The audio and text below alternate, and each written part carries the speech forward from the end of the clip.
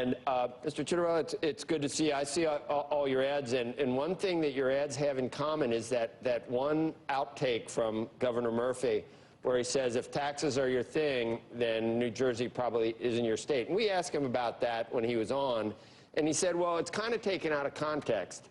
But number one, you are right. There's no doubt.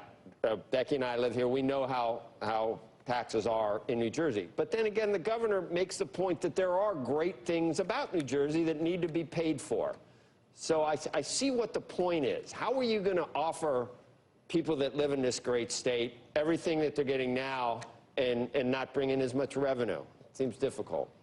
Well, let's be clear. It wasn't taken out of context. He revealed himself. If taxes are your issue, we're probably not your state.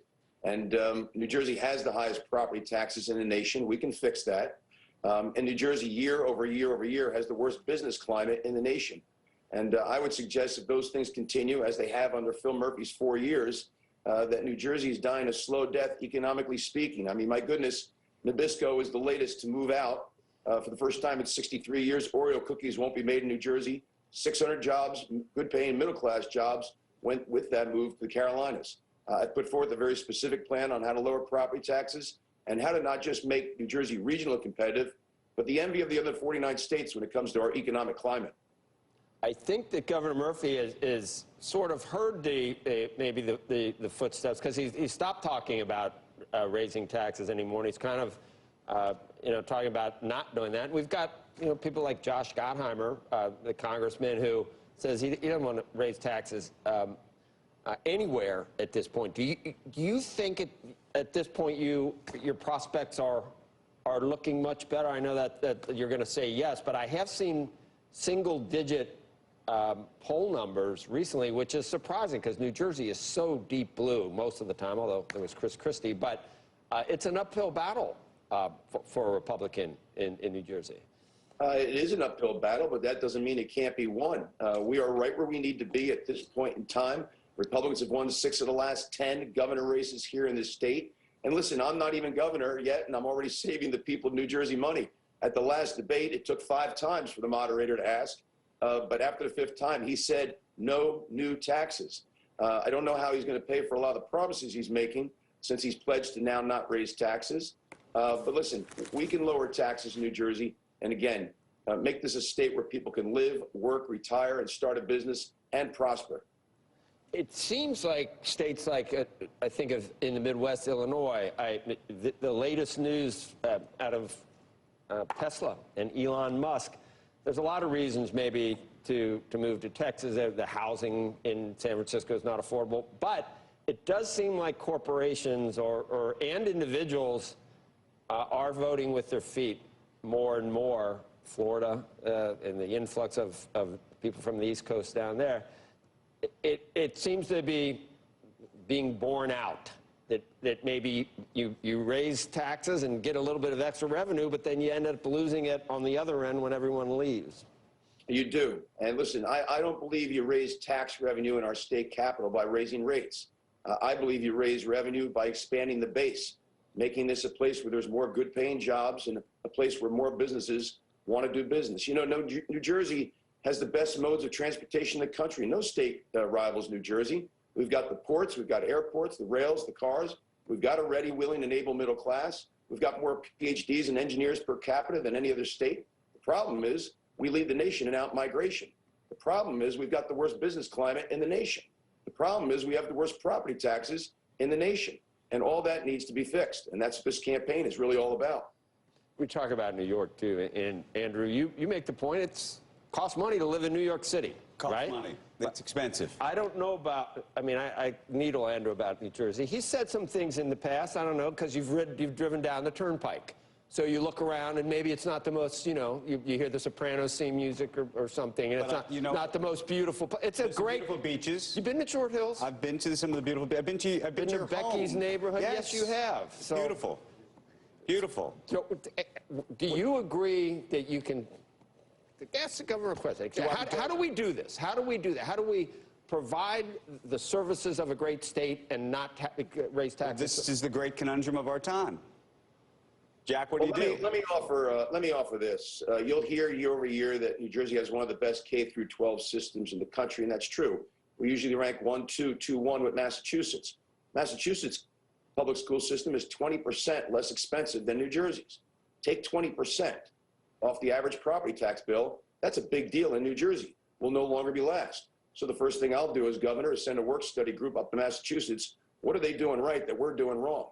20% of anyone's tax bill is a pretty big deal here in New Jack, Jersey. what do you think is being done wrong? Listen, I think part of it has to do with the way we fund schools from our state capital. Our current school funding formula to our 600 school districts is terribly flawed. It's the reason why a $1 million home in Jersey City or Hoboken, which has experienced enormous revitalization, pays less in property taxes than a $400,000 home in many other towns across the state, Toms River, my own hometown of Hillsborough, or Parsippany.